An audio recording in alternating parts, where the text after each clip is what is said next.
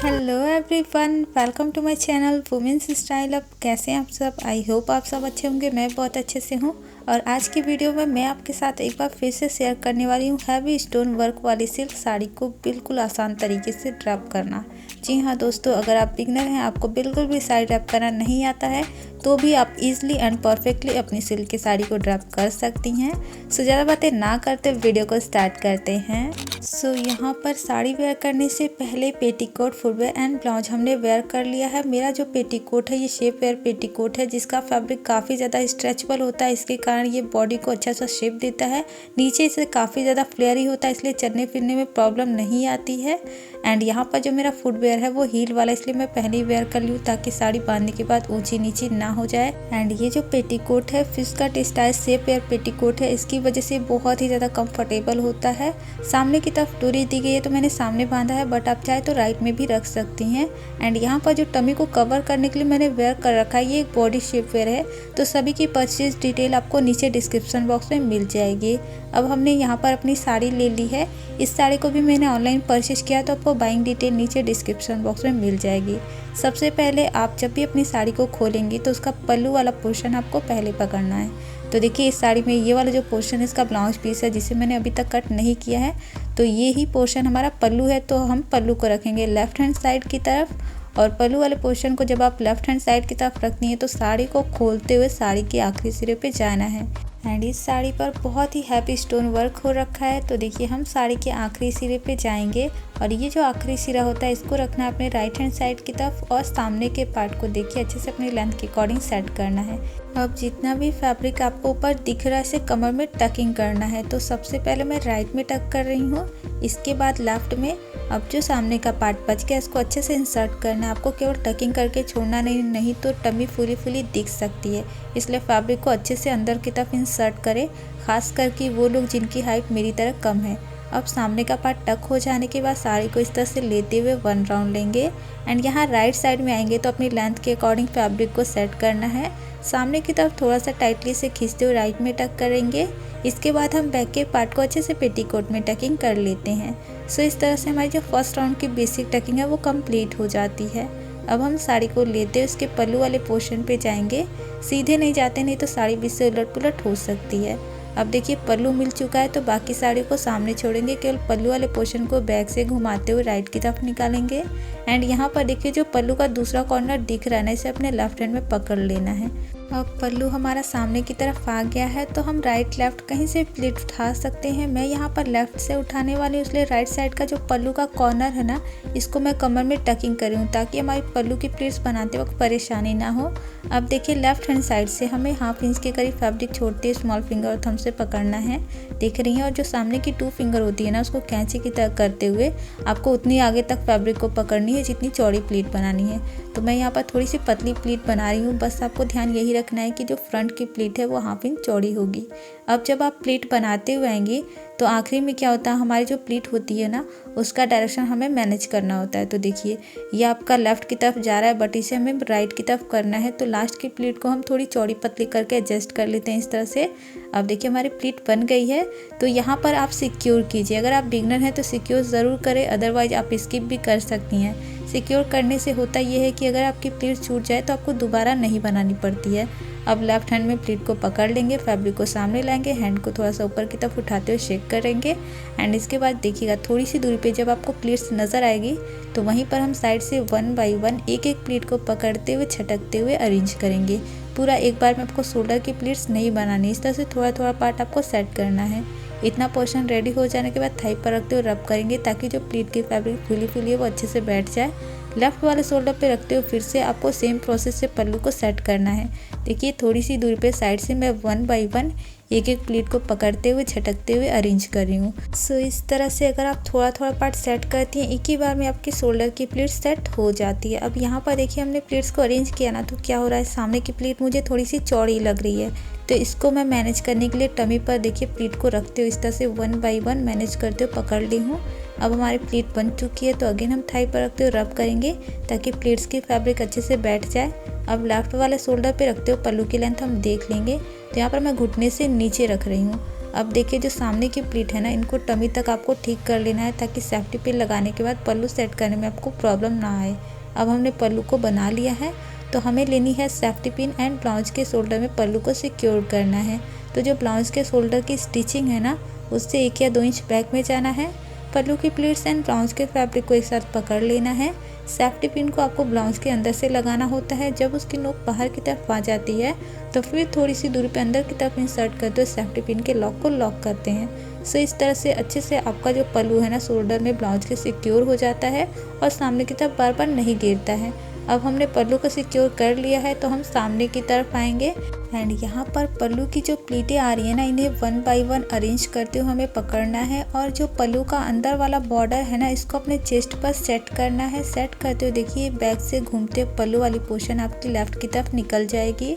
अब यहाँ पर देखिए लेफ्ट वाले हिप पर आ चुका है, तो यहाँ पर आप पकड़ लीजिएगा और जो शोल्डर वाली आपकी प्लीटें हैं ना, इनको अच्छे से सेट करना है ताकि ये नेक के ऊपर ना चढ़ जाए।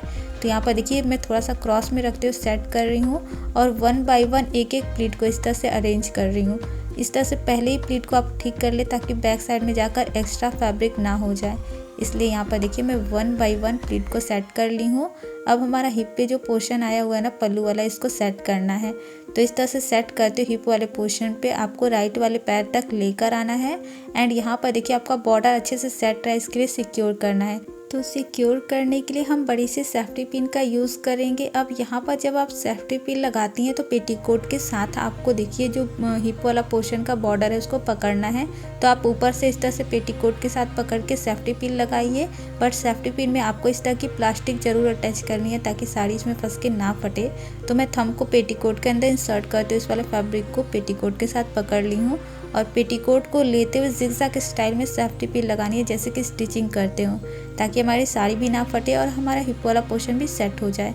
अब यहाँ पर थोड़ा सा फैब्रिक उठाते हुए हम राइट की तरफ खींचते हुए टकिंग करेंगे। इससे हमारी हिप पे एक्स्ट्रा की प्लीटें बनती है, तो इसे अभी हमें बाद में सेट करना है। पहले हमारे पास जितनी भी साड़ियाँ बच गई हैं इनकी हम प्लीट्स बनाएंगे। सो यहाँ पर आप राइट लेफ्ट कहीं से प्लीट उठा सकती हैं, प्रोसेस जो रहता है वो सेम ही रहने वाला है। तो मैं यहाँ पर लेफ्ट से उठा रही हूँ, इसलिए देखिए अंदर से आपको 1 बित्ते के करीब फैब्रिक छोड़ देना है, इसके बाद आपको प्लीट उठानी है। सो यहाँ पर देखिए थंब एंड उसके बगल वाली 3 फिंगर से फैब्रिक को पकड़ना है और जो स्मॉल फिंगर अलग दिख रही है ना, उसमें आपको फैब्रिक को फंसाना होता है। तो जब आप स्मॉल फिंगर में फैब्रिक को फंसाएंगे तो फिंगर के ऊपर से घूमकर फैब्रिक जाती है और सामने ले जाकर थंब से पकड़ लेना है। तो इस प्रोसेस से प्लीट्स आपकी काफ़ी ईजिली और चौड़ी चौड़ी बन जाती है, क्योंकि सिल्क की साड़ी और कॉटन की साड़ी में हमें चौड़ी चौड़ी प्लीट्स बनानी होती है, तभी वो अच्छे से सेट रहती है। इसलिए हम इस ट्रिक का यूज़ कर रहे हैं। अब यहाँ पर अगर आप बिगनर हो तो आपकी स्मॉल फिंगर नहीं निकलेगी, तो आपको टमी का सहारा लेना है और देखिए राइट वाले हैंड से मैंने प्लीट को होल्ड किया, स्मॉल फिंगर को निकाला है एंड इस तरह से मैं 1 बाय 1 प्लीट बना रही हूँ।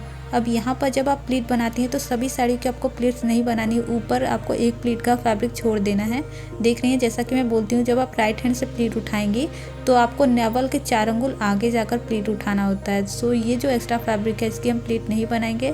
जितनी भी प्लीटें बन गई इनको अच्छे से पकड़ते हुए थोड़ा सा हम झटक देंगे। जब हमारी प्लीट्स यहाँ पर बन जाती है तो ये आपको देखने में इक्वल लगेगी, बट फिर भी आपको ऊपर से इन्हें अरेंज करना होता है। तो बॉर्डर से बॉर्डर मिलाते हुए साथ में हाफ सेंटीमीटर का गैपिंग रखते हुए हम प्लीट्स को अरेंज करते हैं। ये हाफ सेंटीमीटर का गैपिंग आपको साइड से और ऊपर से दोनों तरफ से देना होता है। जब प्लीट्स अरेंज हो जाएगी तो टमी के ठीक सामने रखते हुए पकड़ लेना है सभी प्लीट को। फिर पहली प्लीट को खोलेंगे, राइट साइड में जितना भी एक्स्ट्रा फैब्रिक है उसको लेते हुए हम पहली प्लीट को चौड़ी करेंगे। जब हमारी पहली प्लीट चौड़ी हो जाती है तो अंदर से एक एक प्लीट को पकड़ते हुए यहाँ पर ऊपर की तरफ खींचते थोड़ा सा झटकना है एंड अभी आप देख सकती हैं हमारी प्लीट अरेंज तो हो गई, बट इनका जो फैब्रिक है ना वो फूला फूला है, तो इसे हमें सेट करना है। सेट करने से पहले हम इन प्लीट को सिक्योर करेंगे। तो सिक्योर करने के लिए थोड़ी सी दूरी पे हम साइड से 1 बाय 1 एक एक प्लीट को पकड़ते हुए अरेंज करेंगे। प्लीट्स अरेंज हो जाने के बाद यहाँ पर हमें सिक्योर करना है। अब सिक्योर करने के लिए मैं इस तरह की साड़ी पिन का यूज़ करी हूँ, क्योंकि सेफ्टी पिन से हमारी साड़ी ख़राब हो सकती है। ये साड़ी पिन भी आपको इसलिए से ऑनलाइन ऑफलाइन मिल जाएगी। अब जो एक्स्ट्रा फैब्रिक हमने राइट की तरफ खींच के टक किया था इसको हम निकाल लेंगे एंड यहाँ पर देखिए थोड़ी सी दूरी पे साइड से हम 1 बाय 1 एक एक प्लीट को पकड़ते हुए अरेंज करेंगे। सो इस तरह से हमें थोड़ा थोड़ा पार्ट अरेंज करके सेट करना होता है। अब देखिए हमने प्लीट को अरेंज कर लिया, तो यहाँ पर हम सिक्योर करेंगे। सिक्योर करने के लिए मैं कपड़े सुखाने वाली चिमटी का यूज़ कर रही हूँ। आपके पास ना हो तो आप आप क्लचर का भी यूज़ कर सकती हैं। अब जो प्लीटें हमने अरेंज किए इन्हें हम हैंड से दबाते हुए प्रेस करेंगे ताकि अच्छे से बैठ जाए। एंड जहाँ पर हमने चिमटी लगाई है वहाँ पकड़ के इस तरह से झटकते हुए फिर से हम साइड से थोड़ी सी दूरी पे 1 बाय 1 एक एक प्लीट को पकड़ते हुए अरेंज करेंगे। सो इस तरह से थोड़ा थोड़ा पार्ट हमें कमर की प्लीट की अरेंज करके सेट करनी होती है। इस तरह से देखिए जब आप यहाँ पर अरेंज करेंगे तो ऊपर से देखिए मैं इस तरह से प्लीट की तरफ बनाते हुए नीचे की तरफ आ रही हूँ। एंड यहाँ पर जो हमारा फॉर साइड का बॉर्डर होता है ना, यहाँ पर बिल्कुल अच्छे से आपको अरेंज करते हुए पकड़ते हुए टाइटली से प्रेस करना होता है। यहीं से आपकी प्लीट काफ़ी लॉन्ग टाइम तक सेट रहती है, क्योंकि यहाँ हमारी फॉल लगी होती है तो बहुत ही अच्छे से प्लीट सेट हो जाती है। अब हमारी प्लीट सेट हो गई है तो यहाँ पर देखिएगा जो अंदर की तरफ हमने एक्स्ट्रा फैब्रिक छोड़ रखा है ना, इसको हमें राइट की तरफ निकालना होता है। इसी फैब्रिक को हम बाद में खींचकर हिप वाले पोर्शन को टाइट करते हैं। तो यहाँ पर देखिए मैं राइट साइड में कमर में टकिंग कर ली हूँ ताकि बाद में हमें ढूंढना ना पड़े। अब नेवल के ठीक सामने रखते हैं और मेज़र करेंगे हमें कितना पार्ट प्लीट का पेटीकोट के अंदर टकिंग करना है।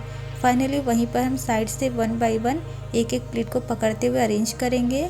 प्लीट्स अरेंज हो जाने के बाद चौड़ी प्लीट को थोड़ा सा ऊपर खींचना है। नेवल के ठीक सामने रखते हुए इन प्लीट को हमें पेटीकोट में टकिंग करना है।